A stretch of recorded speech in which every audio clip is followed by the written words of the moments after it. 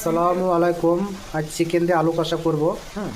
এই চিকেনে লেবু হলুদ ঝাল মাখিয়ে রেখেছিলাম আমি। লেবু দিলে চিকেনটা ভাঙবে না। এরকম আলু কেটে রেখেছি। আলুটা আমি ছিলে নিই। আলুটা ছিলে কষাতে কষাতে আলুগুলো ভেঙে যায়। এবং কাঁচা লঙ্কা কেটে রেখেছি। আর এটা আমি মশলাটা কড়াই আমার দেওয়া হয়ে গেছে। টমেটো, পেঁয়াজ, লবঙ্গ, তেজপাতা। এগুলো আপনাদেরকে দেখানো হলো না, তো আমি নামগুলো বলে দিলাম। যা যা লাগে মাংস আমি দিয়েছি। কিন্তু কী করে আমি মাংসটা রান্না করবো, আরও মশলা আছে, সেগুলো আমি আপনাদেরকে দেখাবো।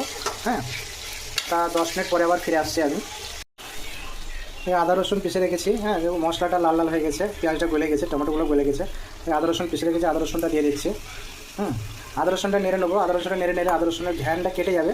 তারপরে মশলাটা দেবো। মশলাগুলো আপনাদেরকে আমি দেখাচ্ছি। 5 মিনিট পরে ফিরে আসছি আমি। আদা রসুনের ঘ্যানটা কেটে গেছে। এই দেখুন পুরো ঘ্যানটা কেটে গেছে, লাল লাল হয়ে গেছে। এবার আমি ঝালের গুঁড়ো দেবো। এই হলুদের গুঁড়ো দিলাম, এই জিরে পাউডার দিলাম, এই ধনে পাউডার দিলাম। এবার আমি মশলাটা পুরো হালকা হালকা করে নেড়ে দেবো।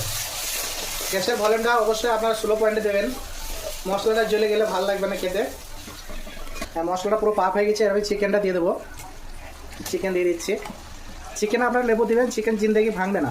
চিকেনটা দিলাম। এবার আমি আলুগুলো দেবো। এবার আলু আমি ছিলে নিই। আপনারা বলবেন আলু কেন ছিলে নিই। আলু আমি এই কারণেই ছিলে নিই, মাংস কষাতে কষাতে আলুগুলো ভেঙে যায়। আর আলু না ছিলে একটা আলু ভাঙবে না। আপনারা না ছিলে দেখবেন একবার আলু কষিয়ে চিকেন দিয়ে। এবার আমি নেড়ে দেবো। এই নেড়ে দিলাম, মাংসটা পুরো নেড়ে দেবো নাড়তে নাড়তে। 10 মিনিট পরে আবার আমি ফিরে আসছি, আপনাদেরকে আমি দেখাচ্ছি। এই সেই কালারে ভাই কষানো হয়ে গেছে। এই কষানো হয়ে গেছে। এই দেখুন, এবার আমি স্বাদ মতো লবণ দেবো। স্বাদ মতো লবণ দিয়ে আমি পানি দিয়ে দেবো। এই লবণ দিলাম। লবণ অল্পই দিলাম, পরে লাগলে আমি দিয়ে দেবো। এই দেখুন হয়ে গেছে। এবার পানি ঢেলে দেবো পরিমাণ মতো। পানি দিলাম। পানির কারণে একটু বেশি দিলাম, নতুন আলু তো একটু সিদ্ধ হতে দেরি হবে, সেই জন্য পানিটা আমি হালকা বেশি করে দিলাম। আর চিকেন মশলা আর গরম মশলাটা নামানো কিছুক্ষণ আগে আমি দেবো।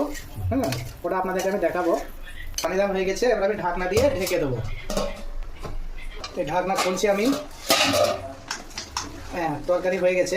আমরা ব্যাচেলার আছি তো সেই জন্য একটু ঝোল ঝোল একটু বেশি রাখলাম ঝোলটা। এবার হালকা পরিমাণে আমি গরম মশলা দিয়ে দেবো। গরম মশলাটা তরকারি হাওয়ার মুখে দিলে ভালো লাগে। এরকম গরম মশলা দিলাম আমি।